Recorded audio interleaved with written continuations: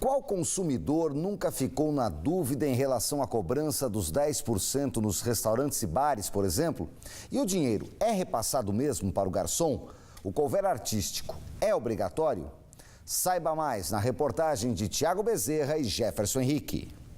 Você sai para jantar, mas na hora de acertar a conta, dá de cara com um valor a mais. São aqueles famosos 10% de serviço, sabe? Você não é obrigado a pagar, né? Fica a critério seu. Se o atendimento foi bom, o garçom te tratou bem no estabelecimento, eu acho que você tem que colaborar com isso, sim. Costumo pagar mediante bom atendimento. Quando não é legal? Quando não é legal a gente reclama, mas a gente às vezes abre mão também. Mas afinal, para onde será que vai esse dinheiro? Os 10% são do funcionário. Sempre foi? Sempre são do funcionário. A casa que retém isso está cometendo irregularidade. Existem casas que fazem isso? Infelizmente, sim. Nesse bar, em São José dos Campos, não há cobrança de taxa de serviço. Mas quando os clientes estão satisfeitos, podem fazer um agrado para os garçons, dando uma gorjetinha. Os lugares que a gente costuma ir, a gente é bem atendido. Como aqui, por exemplo, a gente paga com o maior prazer, entendeu? Sempre que eu atendo é difícil, clientes que eu não ganho uma caixinha. Em média, deixa quanto? 10, 15 reais. E aí no final de uma noite esse dinheirinho dá uma diferença.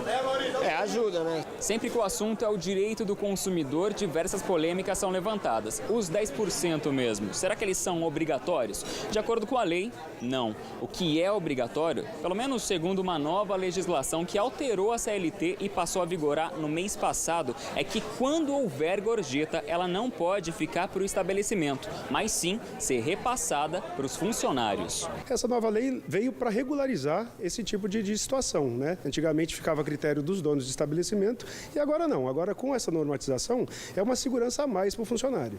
O texto da Lei Federal 13.419, de 13 de março de 2017, estabeleceu que as empresas devem registrar na carteira de trabalho e na Previdência Social o valor fixo do salário dos empregados, mas também uma média da quantia recebida em gorjetas durante o período de 1 ano.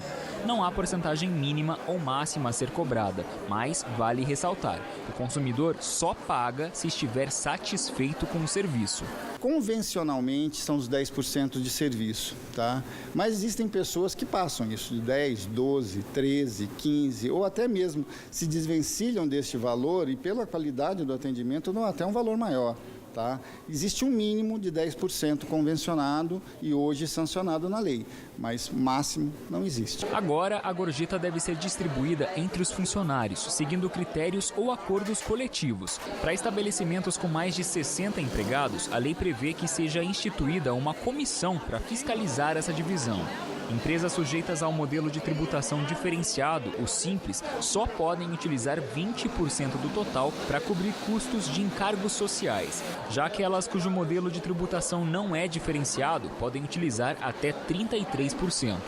Também existem dúvidas sobre outros assuntos, o couvert artístico, por exemplo. Esse pode ser cobrado desde que o consumidor seja avisado com antecedência. Se você vai a um estabelecimento e tem a informação prévia, e clara de que existe a cobrança do couvert artístico, aí sim existe a legislação em que autoriza que essa cobrança seja feita. Então, diferente da taxa de serviço, o couvert artístico é obrigatório desde que previamente informado. A consumação é legal ou ilegal? Não, de forma alguma. Cobrar a consumação, você estaria induzindo o consumidor a gastar um valor que ele não está prevendo. Então, consumação mínima também é uma prática abusiva e deve ser coibida de qualquer forma. O problema é que pouca gente reclama quando passa por essas situações abusivas. Segundo a coordenadora do Procon, o consumidor tem o hábito de comentar com os amigos, mas não presta queixa junto ao órgão fiscalizador.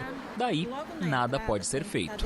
Tem situações que são corriqueiras e não chegam ao nosso conhecimento. E a única forma da gente conseguir coibir esse tipo de atitude e também defender o consumidor é através do quê? Da reclamação que vocês nos levam. Só dessa forma a gente consegue defender e fazer com que os direitos do consumidor sejam realmente respeitados.